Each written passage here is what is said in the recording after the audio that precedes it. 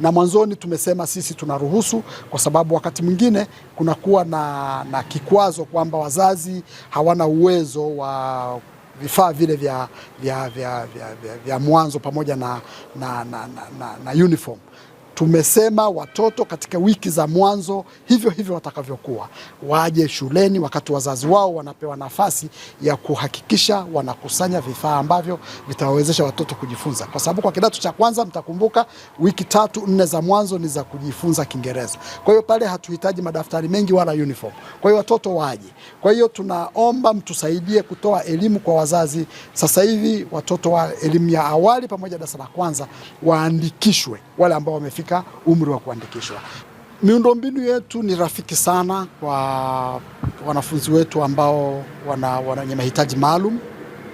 Kila shule ni maelekezo kwamba iwe na vyoo kwa ajili ya watoto wenye mahitaji maalum, lakini madarasa yote yana miundombinu ambayo inamwezesha mtoto mpaka yule mwenye mahitaji maalum kuingia na kutoka katika hali rafiki kabisa. Lakini pia wale ambao wana watoto wenye mahitaji maalum nyumbani na wanaona haifai kuwapeleka shule, wajue kwanza hawawatendei haki wale watoto. Wale watoto wana haki kama watoto wenzao ya kuingia shuleni na wakajifunza na wakapata kile wanachostahili. Hivyo tunatoa wito kwa wazazi wote pamoja na watoa taaluma kwamba watoto hawa wenye mahitaji maalumu basi waingie shuleni kama wenzao na wajifunze kama wenzao wanavyoweza kupata elimu. Kwa niaba ya mkurugenzi mtendaji tupo mahali hapa kukabidhi CSRE kwa awamu ya kwanza kwa makundi maalumu katika halmashauri yetu ya Geita. Tumewagusa watu wenye ulemavu, wagonjwa na watu wenye uhitaji mbalimbali na wanafunzi ambao wanatokea kwenye kaya maskini.